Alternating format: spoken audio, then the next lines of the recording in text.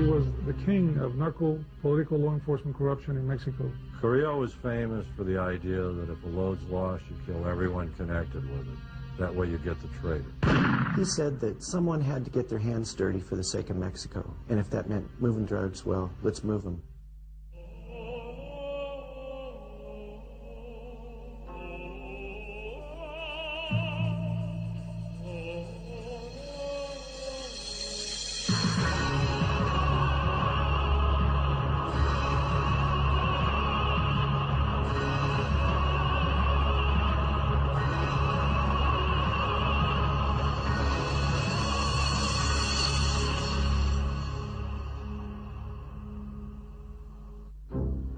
September 29th, 1989. It was the largest seizure of cocaine the world had ever seen.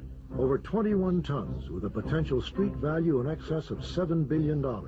Discovered in a warehouse in Sylmar, California.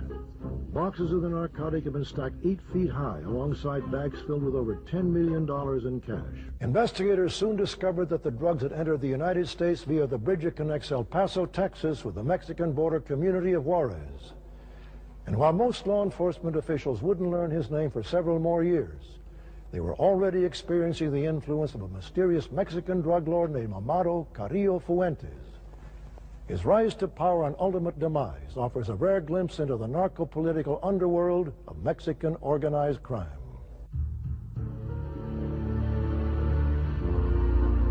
He says, I want to tell you a name. I go, okay. He says, Amado Carillo Fuentes.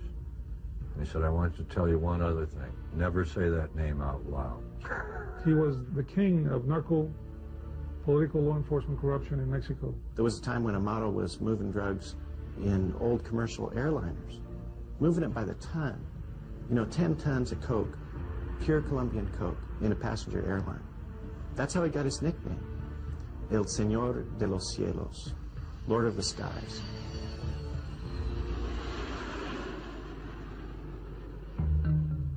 The 2,000-mile expanse of the Mexican-U.S. border has been attracting smugglers since before Prohibition, when men delivered whiskey to the thirsty patrons of Texas and Arizona. Marijuana was a drug of choice in the 30s.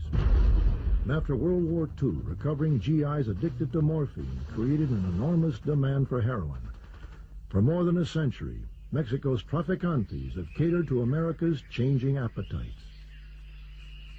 Smuggling activities are often coordinated from the state of Sinaloa, long recognized as Mexico's marijuana and heroin heartland. The U.S. Drug Enforcement Administration has even given the region a special nickname. A lot of the drug guys come out of that area. It's very poor, you know, it's a lot of ranchos. And so DEA calls it Jurassic Park, because that's where the prehistoric monsters come from. Charles Bowden is a journalist and author. His book, Juarez, the Laboratory of Our Future, takes a critical look at the forces shaping modern Mexico. You have to understand, Sinaloa has always had a bandit culture, hereditary. It's, you know, entire state with the Jesse James ethic. Indeed, the tradition of smuggling is so strong that the region has its own patron saint. Jesus Malverde was a bandit at the turn of the century with a Zorro-like reputation for helping the poor. After his execution by government forces in 1909, villagers began to attribute miracles to the bandit martyr.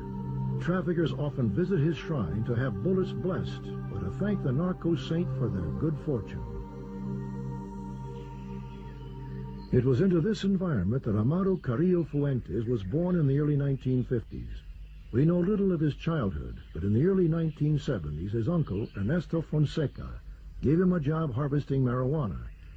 Carillo was starting his career at the very bottom. Fonseca was a powerful smuggler and original member of the influential Guadalajara cartel under the tough Miguel Angel Felix Gallardo. A former Sinaloa state police officer, Miguel campaigned for cooperation among the competing traffickers, a philosophy Carillo himself would adopt many years later. This spirit of cooperation put the cartel in a unique position to benefit from another organization's misfortune. He said sure they're running 3 people. 4 people total. 4 people total. In 1982, U.S. anti-drug forces deployed throughout South Florida and crippled the distribution network of Colombia's cocaine kingpins. Stung by the losses, the Colombians needed a reliable way to move their product into the U.S. Miguel Angel jumped at the opportunity. The cartel had ferried cocaine through Mexico before, but this new arrangement would encompass much larger loads and bring much greater profits, up to $2,000 per kilo.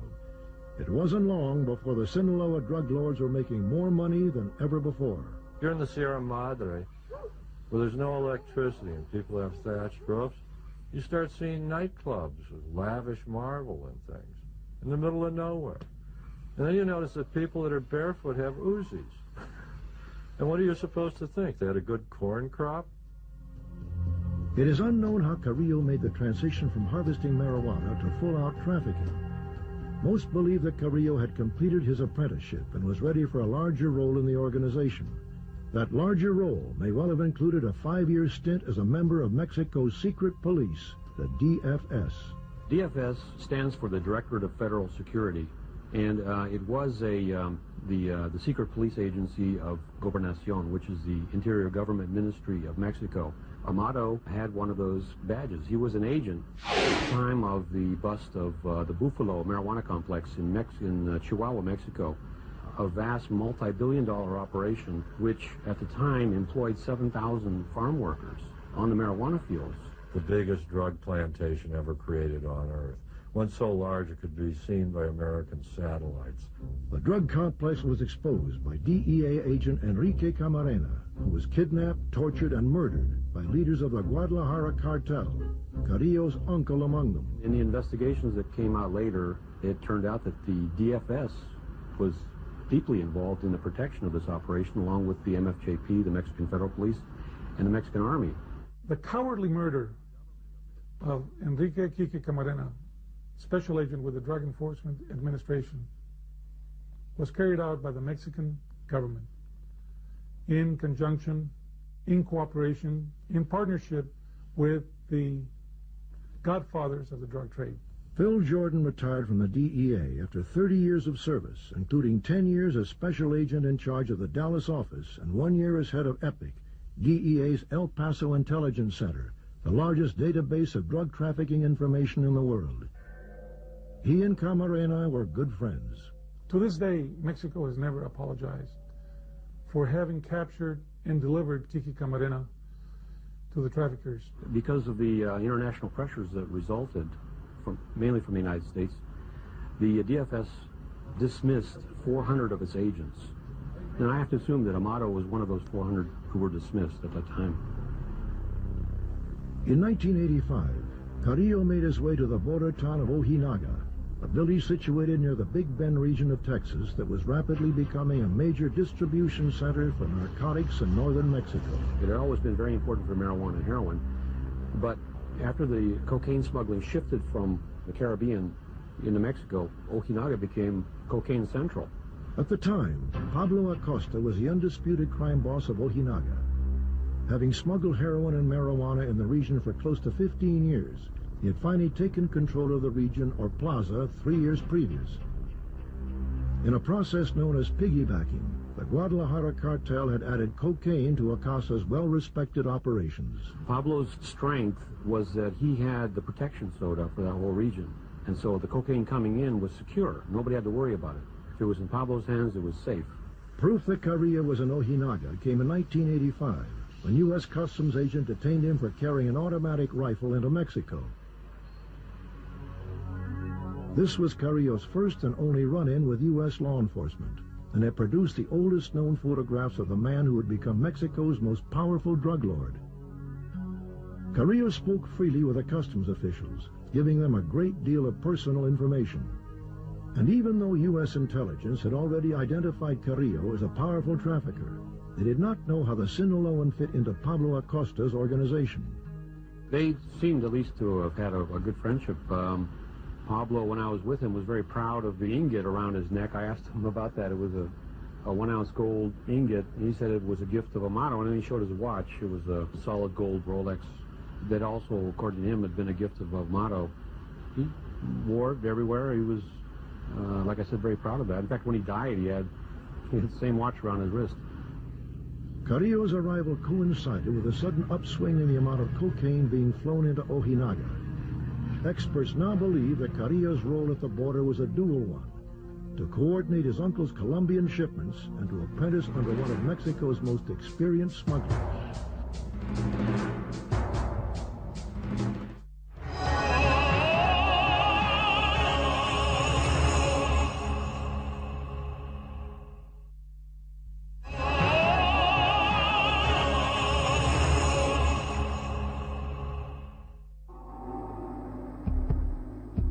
Pablo Acosta was an expert at getting drugs across. He knew how to do it, and he taught Amado everything he knew. Amado was a little bit smarter, though. You know, Pablo Acosta used to freebase cocaine and do all this stuff. I mean, he was, even if he hadn't gotten killed in a shootout, he was on his way to an early grave. Aging and addicted, Acosta was losing his grip on the plaza. Carillo, by contrast, was coming into his own. After his uncle's arrest for the murder of Special Agent Camarena, it is possible to assume that Carillo inherited his uncle's operation. In late 1986, Terrence Papa met both men and found the contrast memorable. We were sitting there in an apartment above a radio station. There was a long table there, and there was ashtrays overflowing with cigarette butts. There were machine gun clips. There was his AR-15 right behind him. He had a .45 in his belt. At some point, he pulled out a little bag of cocaine and then a box of baking soda, and he mixed the two up and then cooked it over a flame. And it melted, it bubbled up, and then fused together. And for the rest of the night, he was either scraping that stuff into a powder, making packs of cigarettes to smoke that he kept in his pocket, or smoking this stuff. Everybody I talked to about him attributes his decline and fall to cocaine. And then Amado came over. He walked into the room. He was dressed in Western, I recall. You know, a little bit pudgy, friendly, a little bit overly friendly, in fact. There was one thing I remember, though, that really stands out, and that was a sort of a glint in his eyes. And I think he knew the fact that Pablo was talking to an American reporter spelled his doom. I think Amado knew that. He was aiming to take over. And taking over meant getting rid of Pablo. We will never know if Carillo ever challenged Acosta's authority directly, but in 1986, the two men exchanged heated words at a restaurant in Ojinaga. Pablo and Amado's operation included a ranch not too far out of town, maybe 20 miles, where there was an underground storage tank, just like, you know, an old gasoline tank, you know, next to a runway.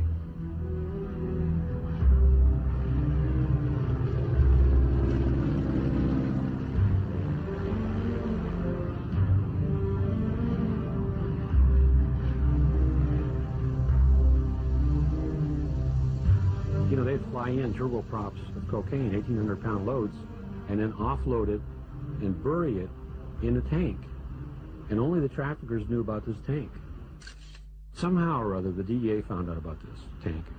Somehow or other, Amado found out that the DEA knew about it.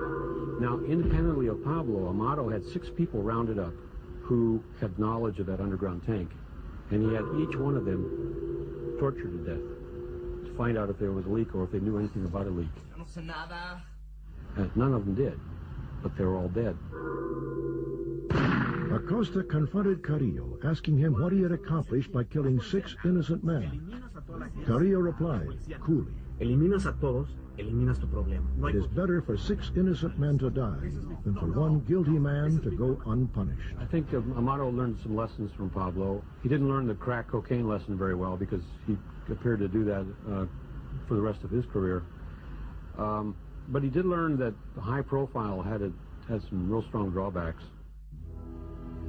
During his interview with Terrence Papa, Pablo had revealed part of the protection scheme unique to Mexico's organized crime groups, that in order to control the plaza, he had to make regular payments to both the Army and the Mexican Federal Police. As soon as the interview was published, the order came from Mexico City to arrest Pablo Acosta. For the next 5 months, they chased him all over Mexico. He ended up hiding out in a river village on the Rio Grande, and he was trapped in an adobe hut for about an hour. They had a hellacious gun battle, and he was killed. He refused to give up. When Acosta went on the lam, Carillo disappeared. Some believe he was involved in Acosta's death. I can't speak for the DEA. I can speak for the intelligence that was known, and the intelligence was that Amado Carillo Fuentes paid the Mexican federal police $1 million to have Pablo Acosta killed. Never have a high profile. Don't talk to reporters. Don't let anyone know your name. Kill people that publicize your name. Because that's what killed Acosta. He became too well known, thereby becoming an embarrassment to the Mexican government that employed him, which they did. The police and the government in Mexico get a cut of everything, including crime.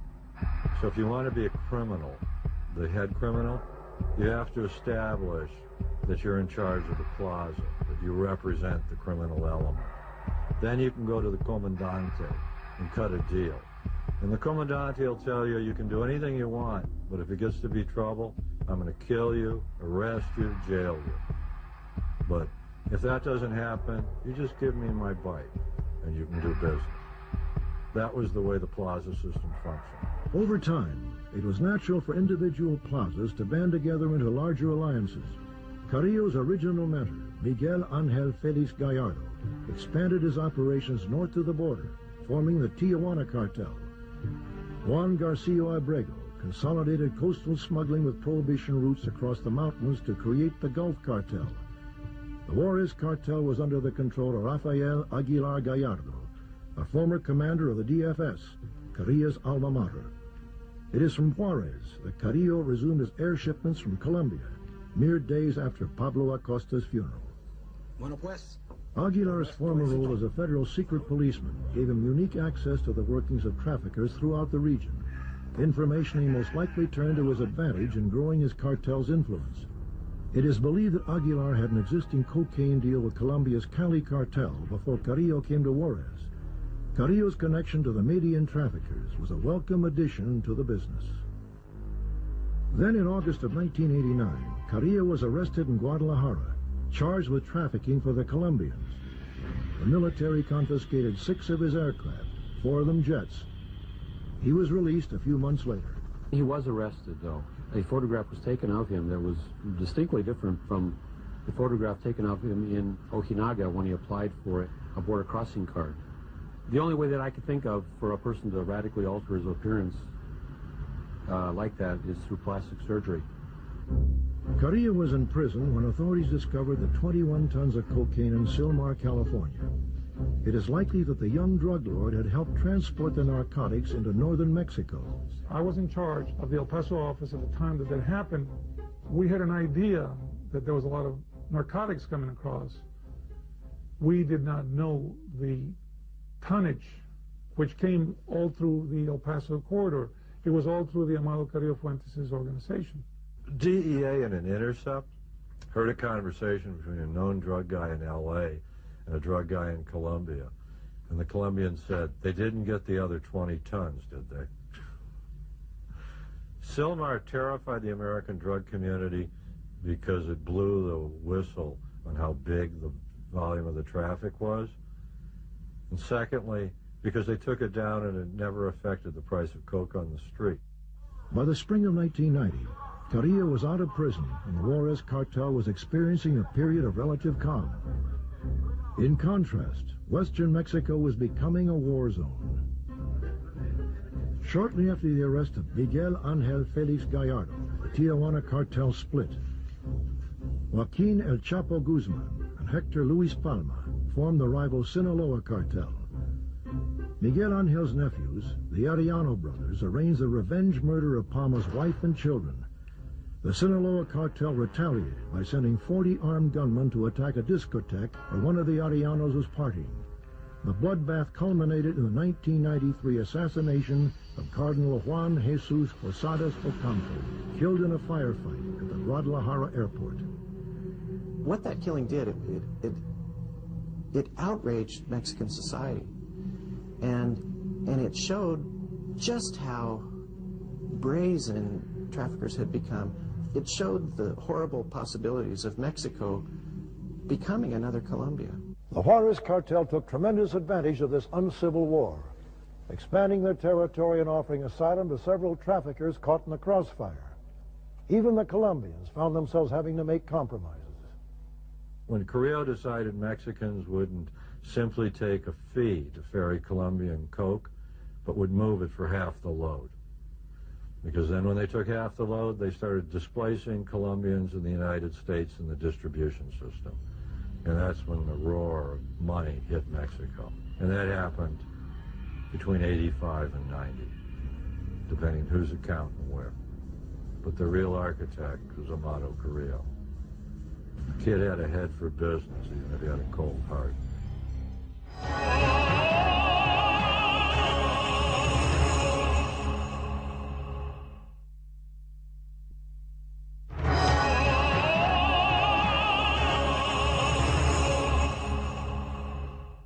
The day he was murdered, his bodyguard driver didn't show up for work. A week later, that same bodyguard driver was in Juarez working for Amado Carillo. Therefore, it looks like Amado was behind killing Aguilar, and that's when Amado Carillo took over the plaza. What you have to understand is Juarez is not just another city. If you sit down and you open up a map of the United States, Juarez connects with major transportation arteries, railroad and interstate highways, in the soft underbelly of the Republic. It is the best location on land for a launching pad for drugs into North America, and is the most valuable thing to own. And Carillo then owned it. Carillo streamlined the operation almost immediately, bringing the loose-knit cartel into the modern corporate era. He used cargo planes and passenger jets to transport 10 to 15 tons of cocaine at a time. His pilots filed flight plans that blended the contraband into legitimate commercial air traffic. If the flights were detected at all, Mexico's anti-drug aircraft would be left breathing jet fumes. It wasn't long before Carillo was given his most famous alias, Lord of the Skies. Carillo's growing legend made it impossible for him to remain hidden. In November of 1993, he survived the only serious attempt ever known to have been made on his life. Amado Carillo and his wife and children were eating in the evening at a fish joint. Nice one. Suddenly a bunch of guys stormed in, started shooting.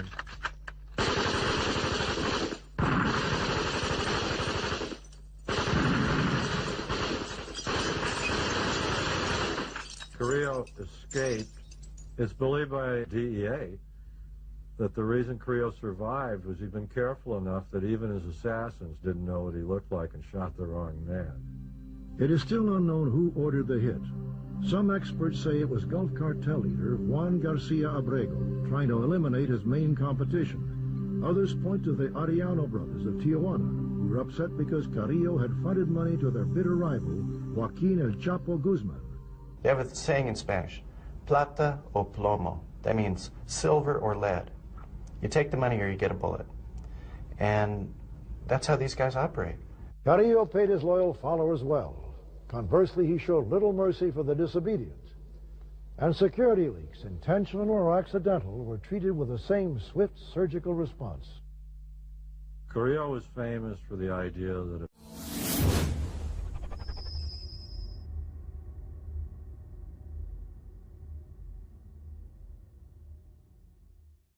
a load's lost, you kill everyone connected with it. That way you get the traitor. And he did it. Carillo took in 93 and 94 to killing people where he wanted the bodies found, and were tying them with yellow ribbons as a message. Gradually, Amado progressed. He apparently owned the only tiger in Juarez. There's a history among drug guys of liking to own big predators. In 96, the tiger escaped actually and ran around in the streets there. Was captured and sent to Ciudad Chihuahua, the capital, to be placed in that zoo. About that time, drug killings started appearing where the people would be dead, executed, hands tied, shot through the head, but would be delicately draped with these cheap tapestries with tigers on them. If you're found in this fashion, it's to send a message. It's a form of policing. And it was rigorous, and Carillo was very good at it. Under Carillo's reign, Juarez was a city under siege, choking on the violence of its ruler. In contrast, the drug lord's hometown of Guamuchilito benefited from the drug lord's largesse. He was very good with all of the people. What did he do here, for example? The main thing he did was build the church. The locals there love him. For people who live in that area, poor farmers, he's money, he's wealth, and he's a father figure. In late December of 1994, the value of Mexico's currency on the open market plummeted. Like most drug traffickers, Carillo kept his fortune in U.S. dollars and soon found himself 30% richer. In 1995, however, events conspired to make Carillo's empire even more profitable. Colombian police arrested the Rodriguez Orejuela brothers, Carillo's primary contacts in the Cali cartel. With the Median cartel in similar disarray, Carillo arranged for the direct purchase of cocaine from farmers in Bolivia and Peru. What Carillo really did was become almost a single broker for cocaine. And he held 2 meetings with the other capos, heads of cartels, and here's the offer he made. I'll broker the cocaine and we don't fight over territory. And you just come to me, I'll sell it to you wholesale, I won't try and hog it, and then we just all have our little thing as far as distribution in the United States, and we live at peace. Because Amado Carillo was smart enough to know that war is expensive and peace isn't. The Colombians recognized the threat for what it was. Carillo had both the resources and power to significantly cut them out of the United States market, a market that consumes an estimated 400 tons of cocaine every year. In the end, the Colombians relinquished part of their distribution network in New York City to the Mexican drug lord. There was a point in the mid-90s in which Amado could traffic cocaine all along the entire nearly 2,000-mile long border. He could even go through Tijuana up into San Diego and Los Angeles, even though some of his bitter rivals are there, the Arellano Felix gang, notorious for violence. But Amado was always a peacemaker. He believed, you know, as Miguel Angel Felix Gallardo taught him, that it's much better to work with your brother trafficker and make money than to kill him. If you got to kill him, you got to kill him. But work together and you can just make a mint. And that's what he did for many years. He created a monster, I think. Before that, Mexico had always had 4, 5, 6, 7, 10 cartels, who the hell knows. And essentially the government could always stay on top by playing one against the other. He consolidated and became as big as the government. At every turn, DEA and other agencies were stymied by a lack of support from their Mexican counterparts. Carillo's protection extended high into the echelons of power. Dramatic evidence of Carillo's top-level collusion surfaced a few years later in U.S. federal court. Raul Macias, formerly of the Mexican Federal Judicial Police, testified that the local highway patrol had intercepted one of Carillo's infamous air shipments in the northern state of Zacatecas. A huge full-body jet put down on a dirt runway. It was like a 727 or 707. No seats, full of cocaine. Typical Carillo operation. He had a fleet of them. Macias testified that when he and the other federales arrived on the scene, his commanding officer ordered the highway patrolman to stand down. Somos federales, vamos a tomar control de la situación. Macias then helped load the contraband onto waiting trucks. Macias also testified that inside police headquarters he was ordered to replace the cocaine with wood and other combustibles. The cocaine, meanwhile, was loaded onto a large truck, presumably for delivery to one of Carillo's underlings. The wood was then burned, masquerading as cocaine in a public ceremony of destruction. This exemplifies the type of operations that Amado Carillo Fuentes had. I can guarantee you that none of the 10 tons were destroyed, okay? Eventually, they found themselves back into the American market. Everything we shared with the Mexican government through the drug czar would immediately be reported to Amado Carillo Fuentes. In the spring of '96, somebody in DEA shared informants with somebody in the Mexican war on drugs. And for 3 months after that, bodies littered the streets of Juarez. They were instantly translated, the names given to the cartel. U.S. Customs agents intercept close to 1 million pounds of narcotics every year. The agency has had great success with its domestic air interdiction program, which monitors air traffic across the nation. and Customs identifies an illegal airborne shipment, agents go on the offensive, tracking and chasing suspects until they are forced to land.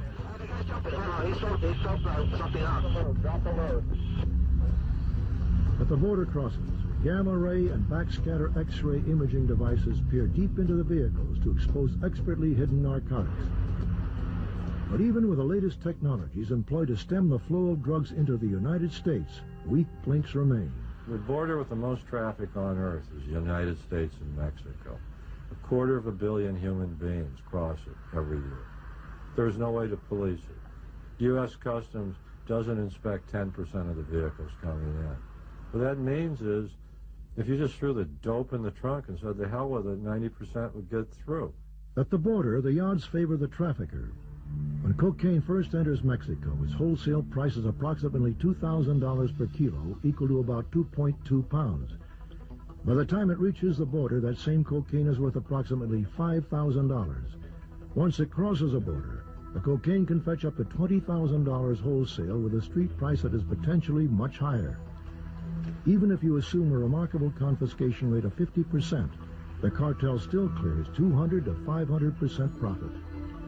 And when you factor in the potential for corruption of U.S. officials, the odds improve even further. There's documentation, there's cases where inspectors have been paid up to $1 million to look the other way as a load of cocaine goes through the port. If you look at a checkpoint on the border and there's 30 guys working there, you'd have to be a fool to buy 30. You only need one. Just run it when he's on or she's on. You don't have to corrupt many. And I'll tell you what you do next then. To protect your boy, you throw that guy a load. You say there's a Buick coming through with 200 pounds of coke in the trunk. So he looks clean.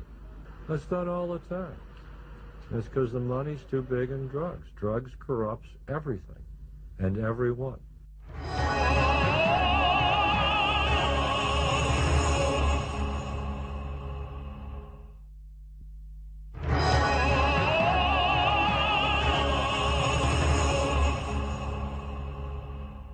The Juarez cartel had only one consistent vulnerability, its cash flow. Until the gargantuan profits had been laundered into legitimate-looking dollars, Carillo couldn't touch them. Drug money is not hiding in the ground in 55-gallon drums. Drug money is in commerce with the rest of the money. It gets there because money launderers use the same facilities that legitimate corporations use who earn money. The laundering process was surprisingly simple. By secret arrangement between trafficker and banker, cash generated from drug sales in the U.S. was smuggled back into Mexico and deposited in any one of several Mexican banks. The bank would then issue the trafficker or his representative bank drafts in U.S. dollars drawn on the Mexican bank's accounts at major U.S. banks. The cash itself would then make its way back across the border by armored car and be deposited in the U.S. The bank drafts were then free to be laundered into legitimate business and real estate holdings around the world. San Antonio, Texas, has a $3 billion surplus every year in its banking system that cannot be accounted by any calculus in the legitimate economy. Miami's $25 billion. El Paso, $750 million. If you wanted to hurt drugs by hurting money, you'd hurt it on both sides. But one side can bite you, meaning banking in this country. The biggest lobby for the NAFTA treaty didn't exist in Mexico. It existed in the U.S. financial institutions because they were the beneficiaries of all the money the Mexican banks and corporations would bring to the United States. They're investing it overnight and earning from it. At its peak, Carillo was making an estimated $10 billion a year. In that same time, it is believed he was paying $500 to $800 million in bribes. Having risen to the top of his profession, there is evidence that the Lord of the Skies was looking for a way out. In January of 1997, Amado Carillo Fuentes, through an emissary, sent a message to the President of Mexico, Ernesto Zedillo. He said, I want you to stop harassing me. I want you to leave my business alone. I want you to leave my family alone. If you do that, I won't dump any dope in this country. If you don't, I'll leave this country and your economy will collapse. And that's absolutely true, it would. Because in 1997, Pemex was the biggest legal export, petroleum in Mexico. It earned $7 to $8 billion a year. And in 1997, that same year, cocaine, marijuana, heroin was earning Mexico $30 to $32 billion. The ultimatum may have been in response to the January 6th raid on his family's compound in Sinaloa. Carillo's sister was getting married, and he had flown home for the occasion. The police intended to capture the drug lord while he was relatively unprotected, but an anonymous phone call tipped Carillo off before the police could arrive. Given how much money he was said to be paying the government for protection, it is likely Carillo viewed the raid as an insult. Amado, according to his lawyer and others, was a real nationalist. He said that someone had to get their hands dirty for the sake of Mexico, and if that meant moving drugs, well, let's move them. If it helps the economy, if it helps Mexico.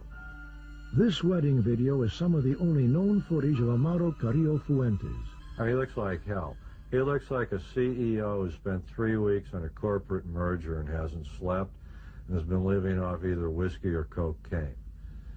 And you can tell he's a man under pressure, that it's getting to him. It's like watching Scarface, the last reel. In February of '97, Carillo's empire began to shatter. General Jesus Gutierrez Rebollo, recently appointed Mexico's newest anti-drug czar, was discovered to be living in a luxury apartment paid for by Carillo. It was a scandal, a huge scandal.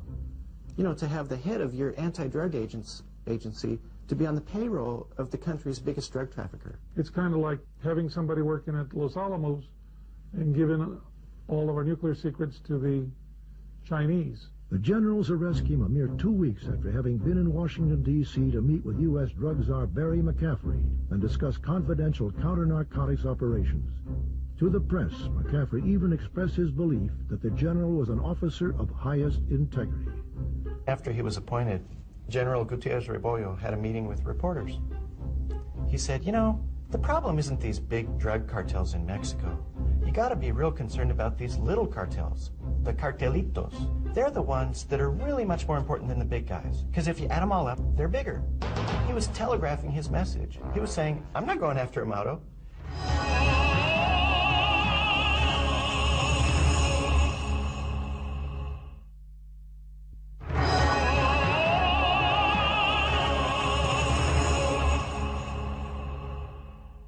Every year, the United States scrutinizes cooperative anti-drug efforts around the world in a process known as certification. Countries that fail the review face trade penalties. The government and the media have unearthed new information confirming previous suspicions about the extent of narco-corruption within Mexican institutions.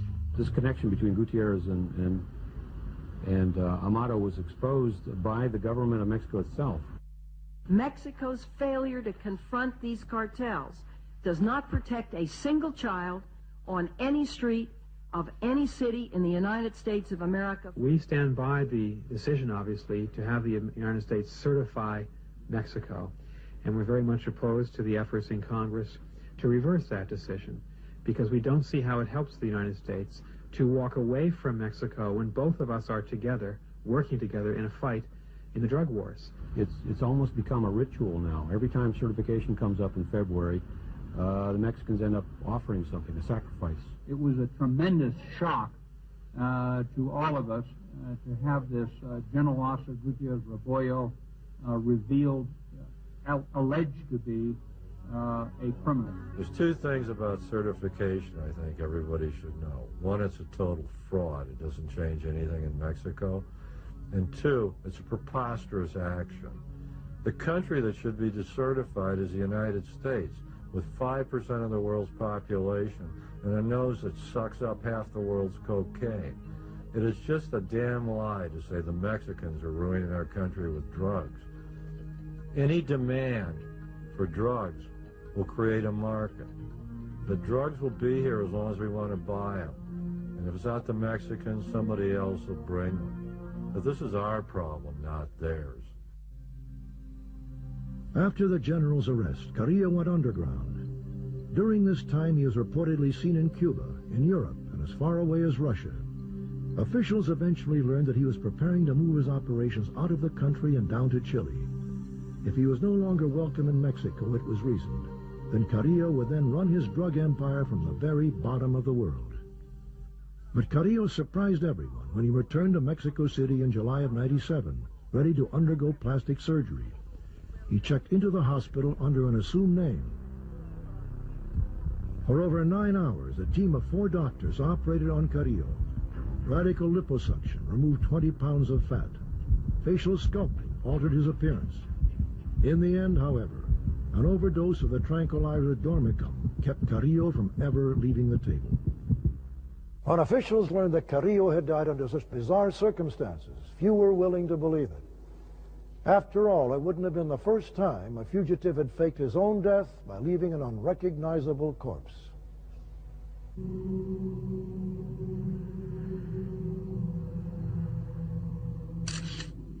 It so happens that the DEA, or the FBI, I'm not sure, but a couple of agents were allowed to take fingerprints of the body.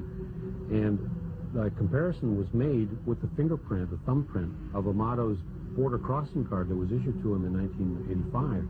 This allowed Thomas Constantine, who was DEA director at the time, to announce, even before the Mexicans did, that it was in fact Amado, and I think that's correct. 4 months later, the bodies of Carillo's doctors were discovered stuffed inside oil drums along the side of a deserted highway. They had been extensively tortured. It's widely believed that the family members did this to the doctors. That's very likely. The family wanted to find out why Amado died, and so they tortured people to death to try to find out what the truth is. Through sources, know of a person who saw the body the night he died and said the sutures weren't even stitched. Well, plastic surgeons close the sutures. You're paying to not have scars. That's the whole idea, to change your appearance, which would suggest somebody deliberately killed him by injection. The question there is, who injected the chemical? You know, did the government kill him? Members of his own cartel, another cartel, American law enforcement, or the CIA? Mexican authorities are convinced it was murder, but they haven't offered any evidence. My theory is that he really did die under plastic surgery. He had been using crack cocaine for at least 10 years. That has a tendency to degenerate your organs, your heart, your liver. What the truth is, probably the Carillo family, they're the only ones who will ever know.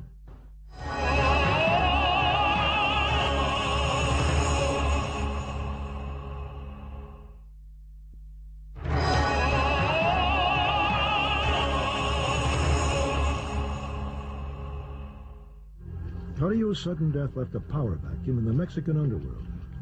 Within the Juarez cartel itself, no clear replacement for Carillo has yet emerged.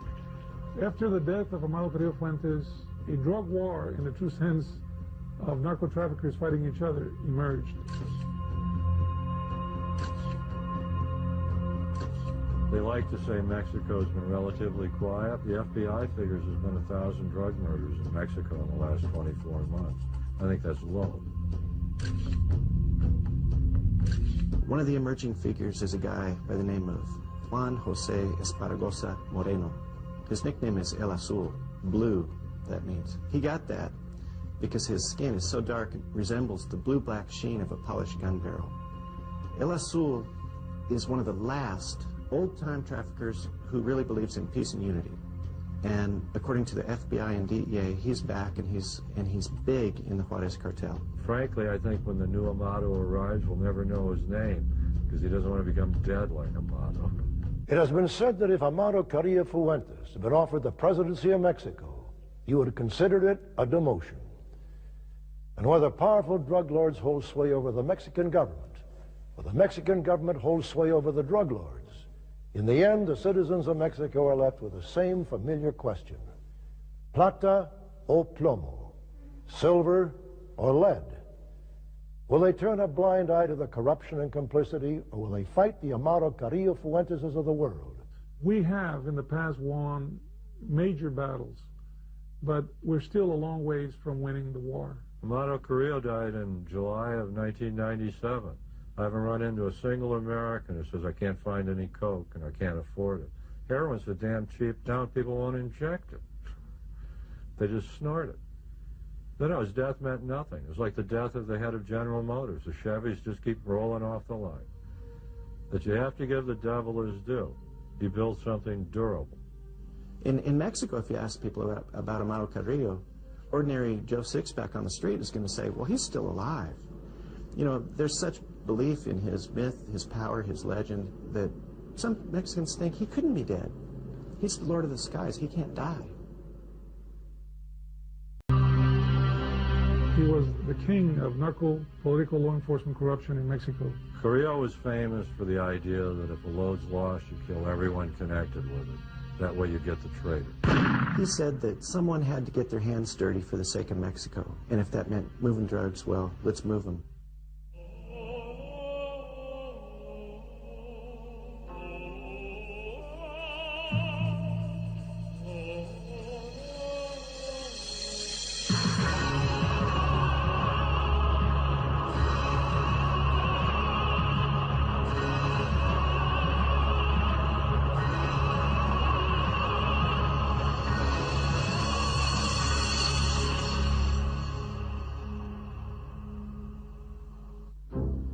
September 29, 1989. It was the largest seizure of cocaine the world had ever seen. Over 21 tons with a potential street value in excess of $7 billion.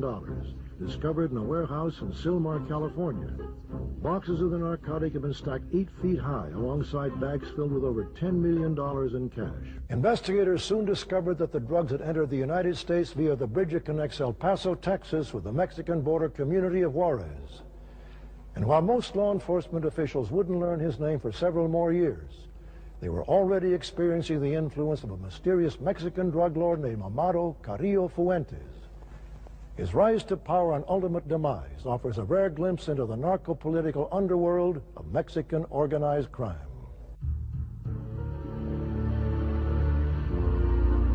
He says, I want to tell you a name. I go, okay. He says, Amado Carillo Fuentes. And he said, I want to tell you one other thing. Never say that name out loud.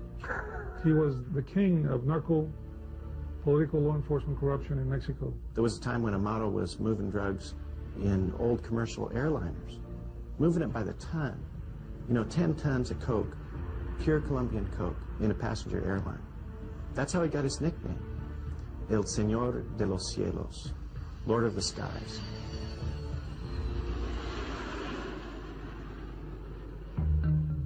The 2,000-mile expanse of the Mexican-U.S. border has been attracting smugglers since before Prohibition, when men delivered whiskey to the thirsty patrons of Texas and Arizona. Marijuana was a drug of choice in the 30s. And after World War II, recovering GIs addicted to morphine created an enormous demand for heroin. For more than a century, Mexico's traficantes have catered to America's changing appetites. Smuggling activities are often coordinated from the state of Sinaloa, long recognized as Mexico's marijuana and heroin heartland. The U.S. Drug Enforcement Administration has even given the region a special nickname. A lot of the drug guys come out of that area. It's very poor, you know, it's a lot of ranchos. And so DEA calls it Jurassic Park, because that's where the prehistoric monsters come from. Charles Bowden is a journalist and author.